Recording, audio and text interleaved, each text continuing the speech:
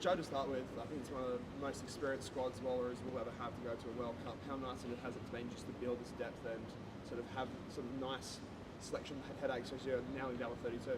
Yeah, no, it's been amazing. The depth that we've grown over the last 18 months has really put us in a good place. Going to the World Cup, like you say, there were some tough selection choices, but where we've landed, we're really happy with. Yeah, of course, Charlotte and Pessy both in names. Yeah. They're under injury cloud. So what's the sort of update you can give about when they should be available for selection? Yeah, so they're currently still on track.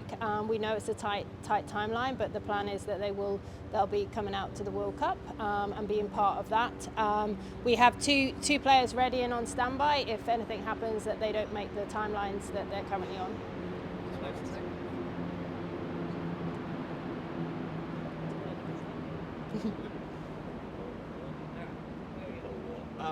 Obviously, coming off the win on Friday, how big has that just been for confidence-wise in terms of understanding that, like the UK style play and being able to adapt to those conditions?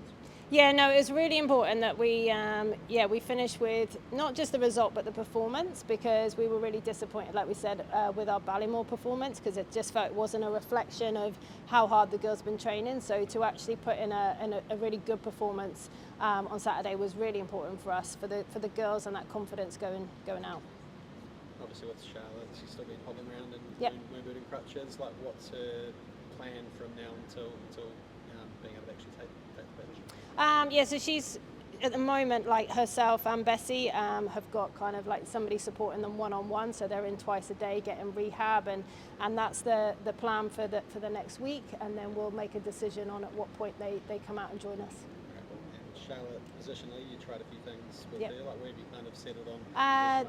Yeah, definitely centre, and we see her having the ability to play 12 and 13. What would constitute a good World Cup in your eyes? What markers have you seen so? For us, we know it's a tough pool, and for us it's really important that we want to get out of that pool and then give ourselves the best chance in the knockouts. Joe, a little bit earlier you mentioned the journey over the last 18 months. I guess just in terms of the growth and evolution of this squad, how far have they already come?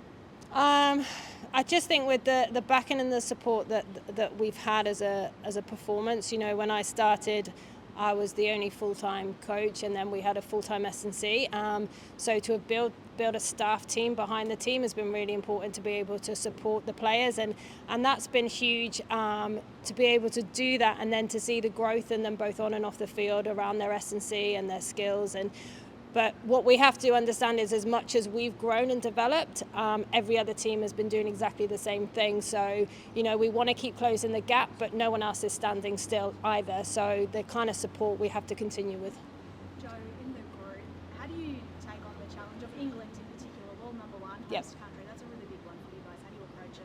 Yeah, it is. It is a big game, but having obviously played New Zealand a couple of times over the last sort of couple of years, and the girls doing that, they're used to coming across that type of opposition. We played New Zealand, we played Canada. You know, they're in the top three as well. So from a mindset perspective, the girls will step up for the challenge. Just having spoken about the growth, what still needs to happen to close that gap even further between those top few teams and where Australia is right now? I think what's really important is on the back of the World Cup that the team continue to be supported, and we don't take a backward step from that support and financial perspective, because we need to keep growing to 2029 now. So continuing that investment into the team is really, really important. We can't go backwards, because every team is investing and every team is going full time and working hard too. Jill, you've got Samoa to start off the tournament. It's probably the perfect start you're going to get in a pool like this. How do you approach a game like that? Is it a sense of you can ease your way in, or do you just hit the ground running? Yeah, well, we definitely need to hit the ground running. We're not taking anything lightly with Samoa. We know that there'll be some new faces in there from what we faced with the A team. So, and it is literally, as cliche as it is, it's one game at a time, and we have to be up for Samoa, and we have to hit the ground running. You've also played the US, you've beat them this year, you lost last year. How do you go into a game like that? It's probably going to be the most pivotal of your pool matches. Yeah, and I think we are fortunate, like you say, because we have played them, and we know what they're like as a team, and they've continued to have games, and they play Canada at the weekend. So we'll continue to review, and we know that when we're at our best, we've got a really good shot. So you're obviously going back to a country you know very well, Yeah. but really different circumstances. It's going to be big crowds, Yeah. huge amount of interest. How are you preparing your squad just for what they're going into in terms of the crowd, the atmosphere, and different conditions? Yeah, most definitely. And I think in terms of conditions, it doesn't get much harder than the last two weekends we played with the rain and the lightning, and we've had to deal with a lot of different scenarios, which has, obviously set us up well from a weather perspective, because we had to adapt really quickly from last week to this week around those conditions. But in terms of the crowd, it was awesome to be in Sydney, and we had a really good crowd there, which was really nice for the players, but it will be a whole nother level, which is something that we need to work with the girls in terms of preparing them for that. Joe, the Wallabies coach Joe Smith has been incredibly complimentary of the work you've done, and also the Wallaroos. He's got his plate full, obviously going in the Rugby Championship. Will you get a time to maybe swap notes ahead of this World Cup campaign? Yeah, I can't thank Joe enough. He's been really supportive, as of all the coaches with the Wallabies. At any point we can reach out to them, and likewise. So no, he's really good, and I know I can pick up the phone at any point. And you've spoken a bit about the progress that's been made off the field during your time here, but what's some of the things you're most pleased or proud of that have evolved or improved on the field? Yeah, I just think that the depth, going into Saturday, we had players like Eva Kapani out, we had Cheetah out, we had Bree Hoy out. These are really established front row players, yet we could still put other props that we've developed over the last couple of years, and we still dominated that area of the game. So the depth in that was absolutely massive for us. And just seeing some of the youngsters come through, like Caitlin Hull's, given the opportunity, she's gone from strength to strength over the last 12 months, and she's got a massive future ahead of her. So seeing those players come in and develop, both as people and players, has been really rewarding. You haven't named a captain at this stage. What's the plan now? Well, so Bessie and Chance are our leaders. If Bessie's fit, she will continue to lead the side. And then obviously we know that we've got this Chance has done an amazing job in the last 2 test matches. Consistency has been a constant work on probably for the Wallabies and the Wallaroos, and I guess no more illustrated than the Wales results. A loss and then a really comprehensive win. Have you got a feel for, is each week a bit of a lottery what you're going to get from the team? How do you assess those wins? No, I don't think it's a lottery. Yes, Ballymore was disappointing, but New Zealand, for 50 minutes we stepped up and the girls did really well. Yes, we've had to adjust the team. We've had a few injuries, especially in that back line, with players like G-Fred wasn't available, and then Charlotte's injury, and then Maya being out. So we've had to give other players an opportunity, but that's just created depth within the squad anyway. You mentioned you've had to play around with the squad a bit, with the lineup a bit. Are you confident you've got your starting 15 down? Yeah, but it's kind of, in terms of a starting 15, depending on who we're playing, we're in a really strong position now. With the front row, we can play different combinations depending on, somebody like Felicki did exceptionally well in that type of game against Wales, but it's horses for courses as well. So, but we're really, really confident with the whole 32. Joe, North Sydney Oval, absolutely biblical conditions, yet you had a really wonderful crowd. Just before the players started during the anthems, there were 2 young mascots literally jumping for joy to see the players. How much do those kind of scenes mean to the squad, and as an inspiration going to the World Cup, just what is being built? Yeah, it's amazing, and I've always said the players we've got are just amazing role models. And seeing the way they interact when we go into schools or we have open days is just incredible, and they have this real connection with the young people. And as soon as we saw that, it lifts our girls. Running out to that and seeing the genuine excitement from youngsters is a really important part of why we do what we do. It's still 4 years away, but we're expecting a massive turnout in England. Australia hosts the next one. Yeah. What do you think Australia could do in terms of building up momentum from what happens at this World Cup here into 4 years later? Well, I think firstly, from an investment perspective, it has to continue. This group of players, and we've got some youngsters coming out here now. We're really setting them up in a good place for 2029. And then from a super perspective, obviously we've seen massive growth there within their own environments, and continue to grow that so that these girls can train full time is really important. Joe, just on investment, what does investment actually mean practically? on the ground. Well, obviously, from our perspective, through from January through to when we had the players, like as staff and as full-time coaches, we were in a different state every week. So being able to go in, support players, have the IDPs with players, do individuals, support Super W coaches. That's just really valuable time to be able to upskill the players whilst we're out and about. And then obviously for the camp time that we have with the players is so valuable. And like we've seen the growth when we're together. And I think the first time we witnessed that was WXV. That time together, you could really see the players grow as a squad. So that's, that time is really valuable, and it's what other nations are getting. What's the actual expectation result was For the World Cup?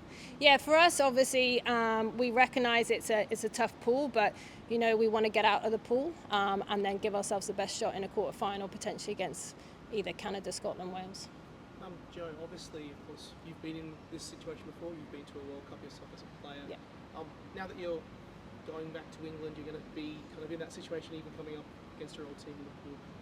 Have you had a moment to reflect, both as Joe, the lover of rugby, as well as a coach?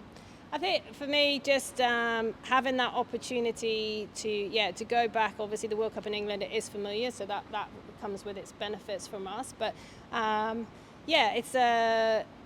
it's a hard one. But I think from my perspective, seeing the growth of the women's game has been amazing in the last few years, and knowing that Brighton's already sold out, 30,000+ people are there from a women's and a global perspective. That's huge for the game, and that's really, really exciting to see. You'll be farewelling the group at the end of the tournament. How does it feel now? I mean, do emotions come into it yet, or is it still a while away? It's still a while away.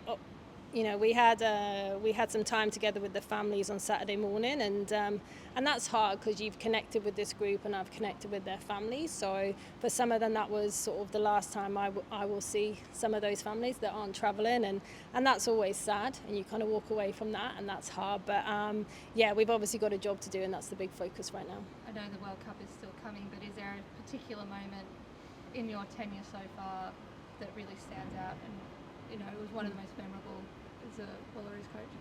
Yeah, I think kind of lifting the trophy at WXV was huge, and not because of lifting the trophy, but the work. We obviously had a tough Pac 4. We had a tough result against New Zealand, but the girls never lost faith in what we were trying to do, and the way they rallied round and having those camps going into that put us in a really good place. So it just felt like, all the work we'd done in those sort of 6 months kind of came together to be able to do that, and to see the girls' faces, it was just, it was pretty special. With the time difference, like some of the games are going to be, difficult times for people to watch. What would you tell potential fans about why they should, get up and make a cup of tea and watch the girls? I just, as a group, like I've said, they're such a special group of players and people, and these are people that are still quite often balancing kind of so many other things in their lives. Some of them have got children back home, and this is just to get behind them and support them and show how much they care. It means a lot to our players. They're very special people. Have you got a particular story there with someone that's making a huge sacrifice to be in this position, maybe we've got players like C, who's here today. She's got her little girl Ruby, who she has time away from, and we have to try and support C that. We've got Flicky now, who's a young mum as well, and these are all players that have got amazing kind of backgrounds and journeys to get to this point. Congratulations. Thank you. Getting this World Cup selection, going back, what does it mean to you? Oh, it means everything. I think it's something that obviously it's part of everyone's dream when they represent their country. It's the pinnacle of women's rugby playing at this World Cup, and to have it in England, which is absolutely incredible as well, because obviously they're kind of striving that platform at the moment for women's rugby, competition over there. So yeah, really excited. I mean, you had a taste of England playing in the Prem. What can sort of people expect in terms of how England's going to get behind this World Cup? Yeah, definitely going to get behind the World Cup. I think just the support that the women's program has over there. They have an 18-round competition where internationals all over the world go to play in. The support they have from the fan base and young girls looking up to them. They're not in competition with many other sports, rugby union's massive over there, as well as football. So I think the country will definitely get behind the World Cup. And in terms of going back, I mean, this time around compared to the last World Cup campaign, what's the sort of biggest difference in terms of preparation and how this team has sort of come together? Yeah, it's a good question. I think it's just we've had more test matches, we've had more camps together. The funding that obviously Rugby Australia's put into the women's programs increased quite a lot. So I think just that in itself, we'd be able to get together more and play more games and build that continuity as a squad. I think if you look at the past World Cup, I think Liz Party was the highest at 29 caps. I think you're one of 6 or 7 potentially who have more caps than essentially her going to this World Cup. Having seen this group evolve over the last 3 or 4 years, what's it now like to sort of not be those sort of new ones running out in Brisbane and Fiji, now being experienced campaigners? Yeah, I don't try and overthink it too much. I think I just kind of take each test match as it comes, but obviously I'm honoured to now have like 32 caps in my country. It's something I'll never take for granted, and I think it just shows that the continuity the squad's having, and like I said before, the more test matches we're having together on home soil and overseas is just allowing us to get that more test match experience as a squad. Speaking of that, I mean, the 2 games against Wales, obviously Brisbane wasn't ideal, but getting that win in Sydney, how big is it in terms of just building the confidence and reinforcing that this team is on the right direction? Yeah, exactly what you said. So that win in Sydney was really important for us. Like, we didn't play the way we wanted to at Ballymore, and we knew that. We were our own worst enemies that day, but having that win in Sydney is really important, building momentum going into the World Cup, and I think it was just to give a taste of what we can actually do out in that field, and hopefully that will build us nicely going into this World Cup. Looking at the pool that you're in, I mean, England's obviously host and going to have all support. What's sort of your memories of playing against a lot of those English girls, whether it's WXV or in the Prem? Yeah, classic Northern Hemisphere team. They love their set piece, so I think it'll be a very forward dominant game with scrums and line-outs and mauls, but we've got some electric backs that I think that if we can lay the platform up front as a forward pack and step up in that area, then we definitely give them a good shot. Who's on that sort of second row grip? I mean, it feels like the competition keeps growing and growing. Someone like Annabelle Cody's worked her way back in, all the sort of rotation. Like, what's that been like for you in terms of just having to keep growing your game to ensure you're sort of starting and playing regularly? Yeah, the competition's really crucial within the squad, and I think Joe's done that really well, building depth within the squad. It obviously, like, we're competing hard for jerseys each week, like nothing's guaranteed, and we're pushing one another at training every week, and I think that's important ultimately to get the best out of us on game day. Perfect. Thank you, Piper. Second World Cup. What's that feeling like now that you're going back with that sort of experience? Is it as sort of nice for the second time around? Yeah, and honestly, even you saying that's pretty surreal.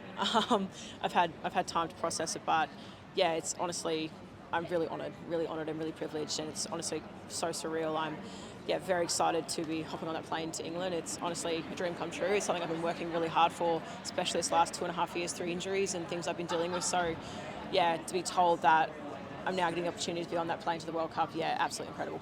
Let's go into that, because I mean, the road to this has been anything but sort of straight. Yeah.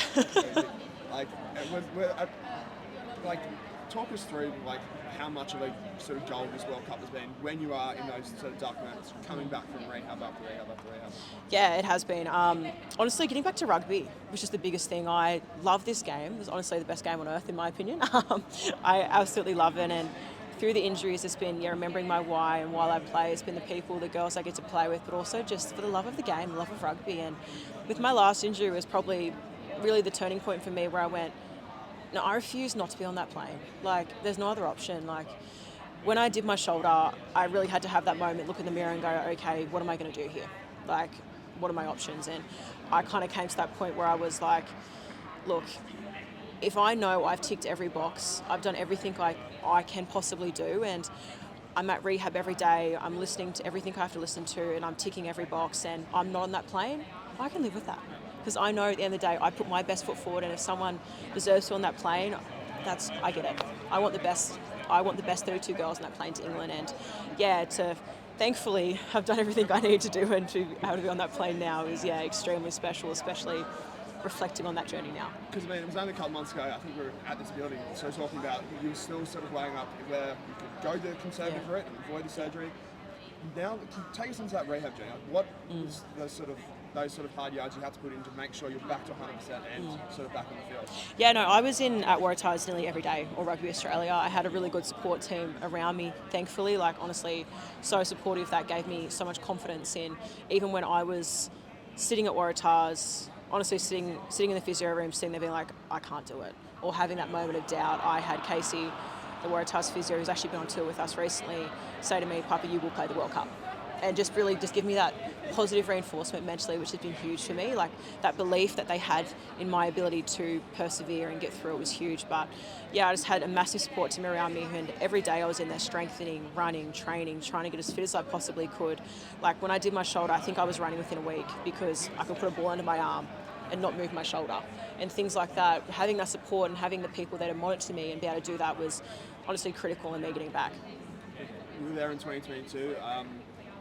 Can you speak to the sort of improvement in prep and improvement in the sort of the entire program since that moment of, you know, I think maybe, and you've basically come straight out of COVID, we had sort of 4 or 5 games. Now you've had this solid 12-month block of games.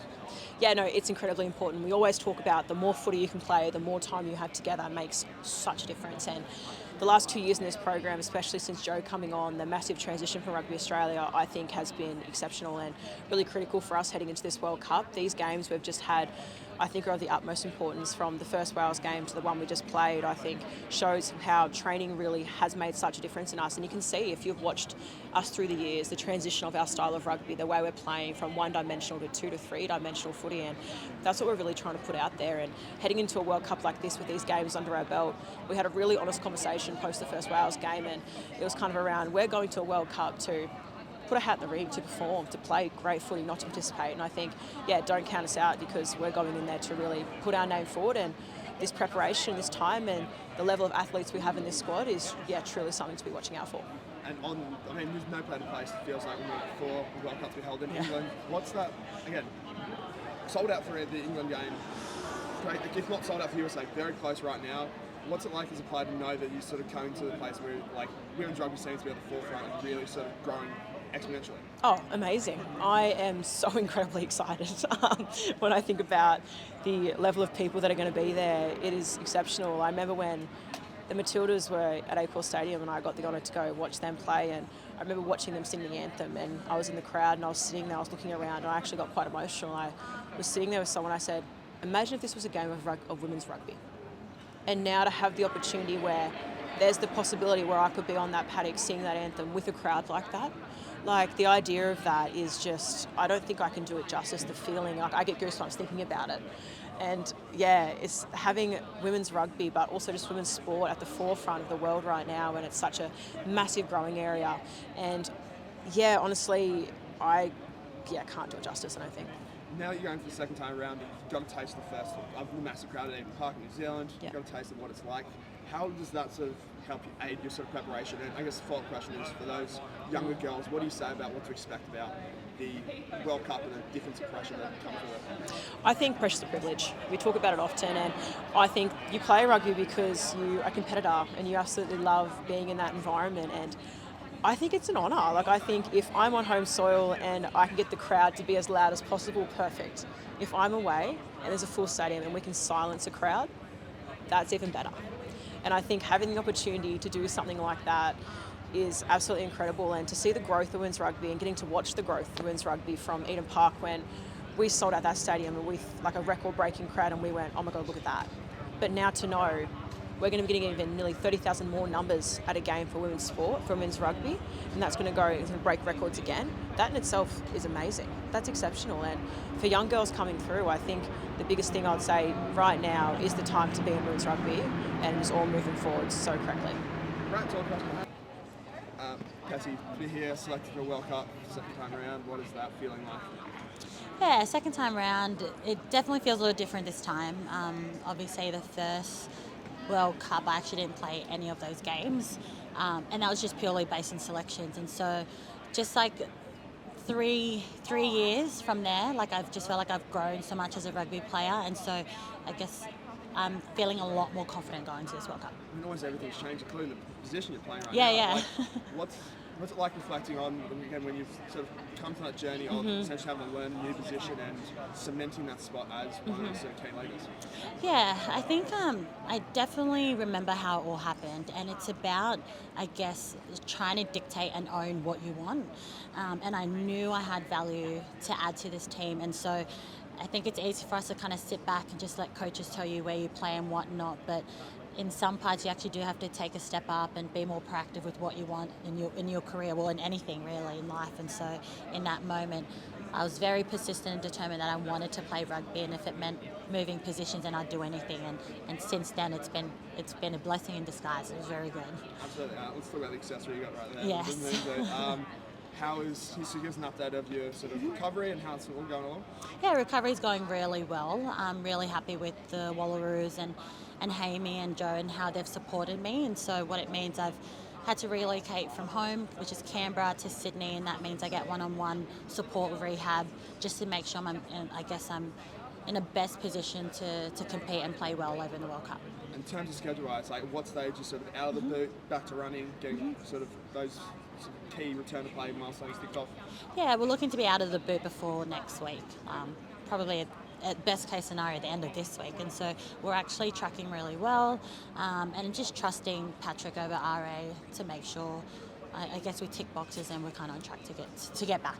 Like, is there a game in mind? Is that USA game particularly the one you're trying to get back for? Yes, USA game is ideal, and that's what we're on track for. And yeah, a very crucial game, and so I'd love to be playing that game. And yeah. And that feeling of essentially, I think Joe basically said just then, if you're fit, you're captain. Has that sunk in yet? You could be leading out the Wallaroos in front of packed crowds against the USA and England, and some of the best teams in the world, and you're leading the way? Yeah, there's always an honour when you lead your country and lead your team, but for myself, I think it's really important to make sure I'm physically ready and prepared, but I have trust that Chance, who's been doing a great job already, will step up and take that ownership if she needs to. And so, I guess I can't really describe how it would feel until I get there, but I know for sure, if that was to happen, how much of a turn it has been since the last World Cup I've been to. For you sort of took over the captaincy at WXV2. What's that like? How's that sort of changed your sort of approach to the game, where you are sort of a bit more responsibility with the captaincy whilst trying to keep that position in a very hotly contested back row? Oh, to say that again, the back row is very competitive, and I think it's good. What it means is I definitely have to be the best in my game, and I'm one that I love to play and I like to lead by action, and if I can play my best game, I can definitely lead. But in saying that, it is challenging trying to be a leader even when you're not performing, and so Joe's been really well in trying to tap into that kind of element of my game. But again, I think leadership kind of helps in terms of your presence, in terms of how you lead yourself first and foremost as a player on the field, and then secondly how I can support the team and making sure we're in a good place to perform at the best of our ability. I mean, in the squad of 32, I think there's 6 or 7 other captains there, club or country. How does that help you as a leader when you know you have all this sort of wealth of knowledge and experience to sort of pick their brains when you're looking to sort of make a key call on the field? Definitely that. As a leader, I guess we have the privilege because we get the title, but I think people forget that there's so much work behind it. I don't make calls alone. I've got great game drivers. I've got the likes of Chance, Ash Masters, Piper, C, Trills. We've got so many girls who are, I guess, consistent game day 23 players. We can share that load. And in terms of the progression from that last World Cup, because obviously, again, you didn't feature in that one, but I think you're now heading to the World Cup with sort of 7 or 8 players over 30 caps. There wasn't anybody at that mark 3 years ago. How has this sort of group transformed since the sort of 32 that went to New Zealand 3 years ago? Well, it's exactly what you said in terms of the caps, right? So it means they get more exposure at international games, high-intensity games, but Joe's done really well, and she's debuted quite a few in the last 24 months that she's been here. And so what that means is when we're giving opportunities for girls to play in that high, intense, environment. And so the more we drive that, and the more exposure they have to that. And then we also have camps. We've been assembled as a group a lot, probably more than we're at home. And so I guess that speaks, to the investment in the program. Hammer's been doing really well. But again, with that, it means we get more time to play together, more time to train at high intensity level, straight after Super, back-to-back international test matches, camps. You don't get a break really, but we need that. And so it's so different from what we've had previously, which means you're going to see results that you haven't seen before. And in terms of those, with that comes also a lot of sacrifice as well. You mentioned that you come to Sydney, Like I said, a lot of girls like see who potentially leaving young kids behind. How much does this sort of sacrifice and what the work has been through in the last 12 months really motivate this team to go out there and kind of make that sacrifice all worth it? Yeah, we're so lucky we got David King with us, who really helped put things into perspective for us.